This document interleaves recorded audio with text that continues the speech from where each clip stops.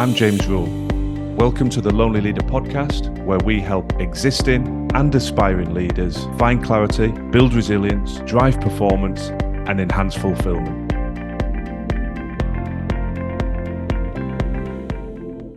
In my capacity as a coach, a trainer, and a mentor, I'm extremely passionate about helping people spot the warning signs of the slow, encroaching creep of burnout, and also implement strategies to prevent it arriving. And the reason I'm so passionate about that is I've experienced the physical manifestation of burnout myself. During my tenure as a chief executive, I had a morning routine. Well, I didn't really have any sort of morning routine, but in terms of what I did in the morning, my mobile phone would be my alarm clock. I would rise as quietly as I could, try not to wake my wife. I would creep out of the bedroom and immediately go to my inbox. Before I'd even gone to the bathroom, brush my teeth, I would be checking messages. And on one particular morning, I found myself coming around. I'd fainted, collapsed in my bathroom, and my wife was picking me up from the bathroom floor. I ended up in hospital, and it transpired that I'd succumbed to pneumonia. And that was particularly hard hitting for me at that moment in time, because just a few months earlier, a really close family friend, a chef, an owner of a wonderful restaurant, had died, collapsed in his restaurant at the age of 42 with pneumonia.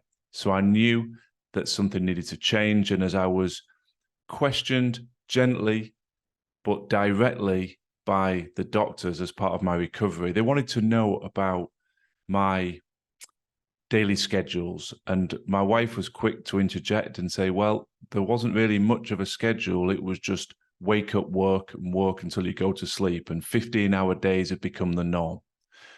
Why I begin this podcast episode with that insight is to demonstrate that there is no judgment, no criticism whatsoever from me about some of these warning signs that I'm going to discuss, because I've been there. I was blind to them myself.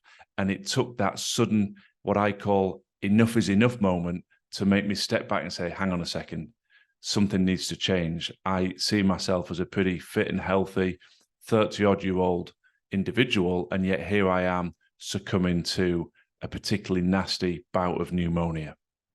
So I'm going to share today 7 tips for warning signs, things to look out for, because burnout doesn't just arrive overnight. Invariably, there are slow steps towards it, and we don't see them. So I want to put those to the front of your consciousness. And I'm also going to share 7 tips for helping avoid burnout and helping you move away from it. These are not in any particular order, but the first tip I'm going to share is an increased level of procrastination. We find it harder and harder to actually get ourselves organized to engage in the task. The main source of procrastination comes through our mobile phone. As we all know, mobiles are wonderful tools to help our efficiency and our productivity, but they are also the proverbial nightmare for giving us a gateway to an endless world of procrastination, whether that's dropping into social media platforms, websites, news articles, sports articles, whatever it is. You can easily use a default setting of I'll just go to my phone, and you start to become aware that you're procrastinating and distracting yourself more and more. Another big warning sign is low energy. We all know the importance of looking after our physical health, but common sense isn't always common practice.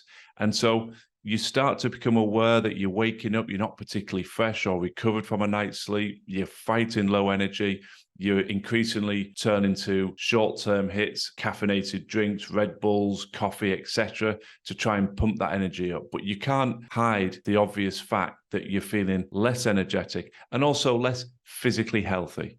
You start to get a little bit winded going up a flight of stairs, or you just, you don't feel as lean or as comfortable in your own clothing. The old belt's getting a bit tighter. It might be manifesting in putting on a bit of weight, but health and energy diminishing is a definite warning sign. An area I struggled with certainly is you begin to detach from friends. So you're so focused on getting work done, clearing that to-do list, answering those emails, returning those phone calls, that you start to lose the connectivity with your friends. You become detached. And my best friend was a very true and loyal friend. He would be peppering me with WhatsApp messages saying, "Where are you? What, have you fallen off the face of the earth?" Because he knew that at times of peak stress, one of the things that would happen is he would lose contact with me. So he would try and force himself back onto my radar. I think another area is a lack of interest in hobbies. We all have them. We all have passions that are just fantastic for helping us process stress, for putting us in a good mindset. For me, it's playing golf and it's working out. And ideally, doing that outside, outdoors, going for a run in nature, etc. But as I speak to clients more and more, they articulate one of the key warning signs is they can no longer in their own minds justify engaging in those particular hobbies and passions. What was once a weekly occurrence, something they did at the weekends, or perhaps several times a week, suddenly stops happening altogether. Another key warning sign to look out for. Perhaps one of the biggest that's articulated by clients to me is a lack of presence, whether that's with colleagues or loved ones, whether you're in a professional context or your personal roles. It's increasingly difficult to be truly present. The biggest culprit here and the biggest disruptor is invariably the phone, that people are checking messages. They're trying to be present with those they love, but they're thinking about work, and they allow work just to permeate all aspects of life. I've been there. I'm embarrassed to say, the phone's rung. I've stepped away from the family dinner table. A message has pinged in while I'm in the middle of, years ago, reading my daughter a bedtime story, and you have a quick glance to see what it is. These are slow creeps. I want you to listen out for these and think, how many of these are permeating into my day-to-day life? Another thing to look out for is a change in intensity of emotional reactions. We've all heard that analogy about the straw that broke the camel's back, or the drip that finally overflows the glass. You can find yourself exploding. That might be a moment of road rage. It might be an outburst to a colleague or a loved one that's just totally disproportionate to the situation you're dealing with. But those angry outbursts are very common, but also those feelings of just that funk, that feeling of flat and just down. These are permeating more and more, and that is another important warning sign to look out for. And I think when you wrap those 6 areas together, the 7th thing is just a growing sense of isolation and overwhelm. Now, I branded my business The Lonely Leader. People have heard me talk about that in the past, but it's very much about this movement that's taking place where leaders are so good at looking externally and looking after their staff and their stakeholders, but not very good at looking after themselves, leaving themselves lonely and isolated. And the slow creep of burnout is a personification of that you can't quite put your finger on it, but you just feel a sense of, I'm overwhelmed by everything I've got to do. You feel like there's nowhere to turn. You're starting to feel increasingly isolated and lonely in what you're doing. So there's 7 areas that we've covered that they might not all resonate, but if the majority of those are starting to resonate with you as you listen to this podcast, then it's important to recognize that burnout doesn't explode. It can, but it approaches, and I use the analogy a bit like a slow puncture in your car or on your bike. It doesn't render you immobile immediately, but if you don't take action and repair that puncture, then eventually you're going to run the risk of having a flat tire, and then you are immobile. So we want to find ways that we can step into this and actually start to take action. So my first tip for moving away from burnout and addressing some of these warning signs is being able to reflect on success. We are hardwired as human beings to look at where we failed, where we've stumbled, the missed opportunities, the things we didn't quite execute perfectly, and we allow that to dominate our thoughts. But each and every one of us has a whole raft of success stories in our personal lives. It could be how we've turned our health and fitness round, how we parent, how we look after our loved ones, our friends, good deeds we've done in the community. Equally, it can be in our professional role, how we've pivoted, moved into new careers that we're better suited to, how we secured promotions and enhanced ourselves on our professional journey. Those stories are all around us, but we often allow them to drift off the radar. So I'm a big advocate for actually taking the time, ideally with pen and paper, to just jot down a few things that you're proud of. successes that you have achieved. Really important to start to punch through some of that sense of overwhelm and procrastination by being able to energize yourself by reflecting on previous successes. Secondly, it's really important to establish perspective. Now, this can come from a variety of sources, but one of the most impactful ways to do that, in my opinion, is to have conversations with people that you trust, respect, and you know have your best interests at heart. That could be your husband or wife, that could be a sibling, it could be a best friend, or in a professional context, it could be a coach or a mentor. But sometimes when that overwhelm is building, when our mindset is starting to feel disempowered, it's important to be able to see the wood for the proverbial trees, to step back and to get some perspective. Flowing on from that, the third point I would raise is remember to control the controllables. We are elite specialists, most of us, at being able to worry and drain energy on focusing on things that are beyond our control. And the very definition of that is madness. When you think about how much time and energy we are losing pontificating and catastrophizing what might happen in the future when it's out of our control. So it is really important to keep challenging ourselves to say, okay, I'm dealing with this issue, this challenge, this moment of adversity, rather than allow myself to drift down those rabbit warrens of uncontrollables and push myself into that position of overwhelm.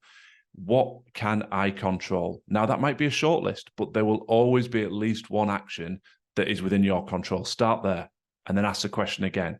And you will find that you start to build momentum, which is critical for empowering your mindset. I know this is stating the obvious, but the fourth tip is prioritize self-care. The simple notion of moving our body is absolutely invaluable in helping us process stress. If we allow ourselves to drift into that sedentary lifestyle of drive to work, our office, sit at our desk, drive home, sit on the sofa, watching box sets, Netflix, etc., then we are not allowing our body to process that stress. And I'm not saying we have to become CrossFit champions. Just the simple notion of a walk. If you have a pet, it becomes a lot easier walking the dog. But if you don't, a walk before work, a walk across your lunch break, a walk before you leave the office and drive home. It doesn't matter where or how you fit it in, but the notion of moving the body is so important to help keep the potential threat of burnout at bay. The fifth tip is re-engaging hobbies. We mentioned it in the warning signs. I'm sure you're all reflecting as you listen to this and saying, actually, yep, there are A, B, C that I would love to do and I haven't done it for a long time. If you can develop that and do it with other people as well, then you also get the double win of the sixth tip, which is connecting with friends. So a passion of mine, as I've mentioned, is golf. Great way to spend some quality time with a friend and also engage in your passion is share a round of golf. You might have somebody that joins you for a walk, a bike ride, whatever it might be. It might just be going for a walk and stop for a coffee somewhere. But we need to stay connected to our friends and we need to stay engaged in our hobbies. So many high performers I work with are absolutely flying when you look at KPIs, the outputs that they're delivering, but it's not sustainable. They are running the risk of burnout because they are totally disengaged from friends. They have no presence with loved ones.